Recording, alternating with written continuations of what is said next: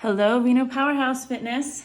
Coach Megan coming to you from my garage, my new home gym, which is currently a work in progress. I think we're all kind of feeling the same way. Happy to say hi to everybody and see everybody. Haven't seen most of you in a while, and I do miss you all dearly. I'm going to go over tomorrow's workout, Thursday, March 26th.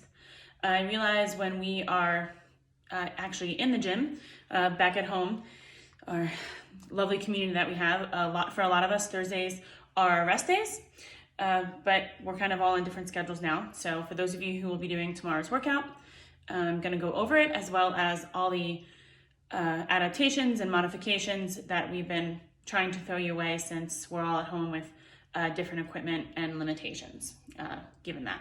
I did want to also say, for any of you who have joined us so far, thank you. It's great. It's wonderful to see your faces online every day and that we can all work together as best as we can from a distance virtually. That's been wonderful. And if you haven't joined us yet, I hope you will. You do not need to have a computer or tablet. Cell phones work perfectly fine for the app that we are using. And I want to throw it out there. I do have an extra tablet here that I'm happy to leave outside my front door if any of our members need that, if it would make them feel more comfortable joining our workouts. So with that being said, here is tomorrow's workout. Forgive me, I'm going to have to keep looking and cheating on my computer because I don't have it all memorized, and I don't have a fancy whiteboard in my home gym like Sal does at the moment. I'm going to work on it, going to buy one. But here it goes. So for our warm-up, we are going to do 10 shuttle runs, okay? So 25 feet, that's about 8 meters. Again, it does not have to be perfect. It's not a science, so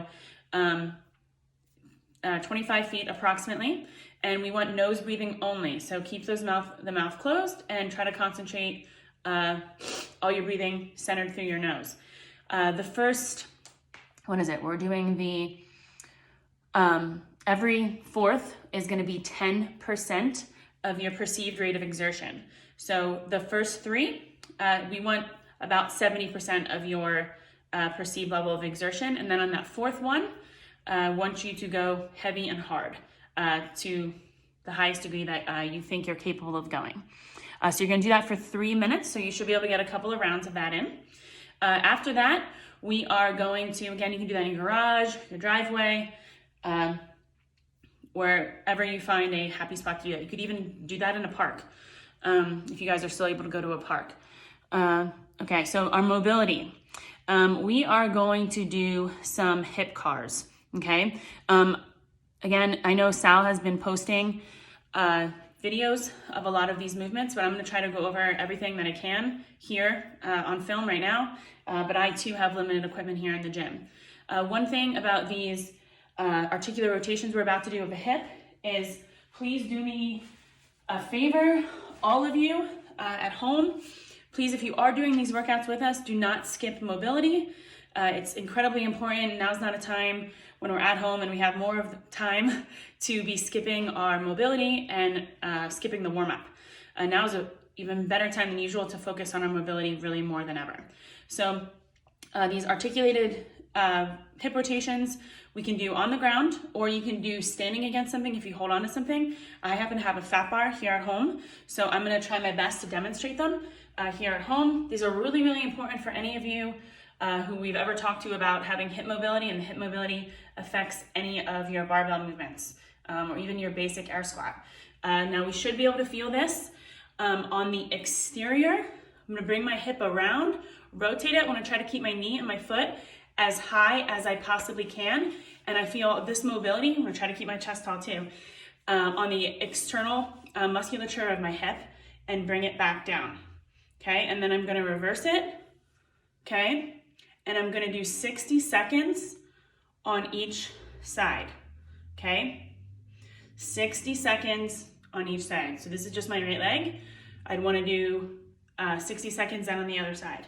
So again, use your timers on your phone, and you can also do the same thing from the ground on your knees. I don't know if you guys can see me or not, but just on all fours, and I would pick up my hip. Okay, this is kind of like when we do some of our booty workouts on the ground, and I would go through and I would go and do the same movement pattern here.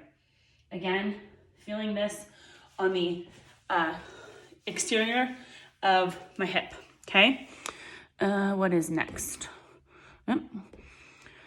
Okay, so the third part of our warm-up, we are going to do 2 sets of the following 3 movements. We're gonna do 20 hollow rocks, and we are going to do 5 pause burpees, which is basically a burpee, and we're gonna pause for about a second at each position in the burpee, okay? And then we're gonna do 10 jumping toe taps, okay? And we're gonna go through that 2 times. So I will demonstrate, I don't know, hollow rocks, can you guys see me? Right, we all know our hollow rocks. We're just gonna do 20. Please think about sucking your belly button into the floor, keeping that lumbar spine, I don't even know if you can see me, that lumbar spine on the ground. Our pause burpees, let me adjust my camera angle here. Oh, here we go, over here. Our pause burpees, you guys, okay? So I'm gonna come down, I'm gonna pause here, I'm gonna come out to the full position of the burpee like I normally would. I'm gonna pause, I'm gonna come back, pause, and I'm gonna stand back up. When I hit this position, this pause, I wanna keep my chest nice and tall, okay? And I don't wanna round my back or hyperextend it either, okay? The idea is to feel that a little bit as a mobility movement, okay? And then we're going to do 10 jumping toe taps, okay? So this will be the toe tap, not jumping, but we're gonna jump with it, okay? So that would be 5 times each leg, okay? And go through that 2 times. That is your warm-up. And then for our Metcon, okay? 3 rounds of 3 different movements, again. And we're gonna modify each of these as needed. We're gonna do 30 dumbbell snatches, and it's a double dumbbell. So if you have 2 dumbbells or kettlebells, you would do that 30 times with both arms, okay? I don't have 2. 30 V-ups, okay? If you didn't feel your core yesterday, you're gonna today, because we're gonna have more core work with the V-ups. And then 30 double dumbbell shoulder to overhead, okay? Shoulder to overhead. If you guys wanna strict press it, depending on what weight you have, that's great, okay? If you need to dip and press, okay? Push press, or if you need to jerk it and you get your double dip, that's totally fine, okay? However you wanna get it overhead. And then slam balls, okay? So 30 slam balls. Now, how are we gonna modify that if you don't have the 35 pounds for the men and the 25 for the women, okay? The first movement, we can do box jumps, okay?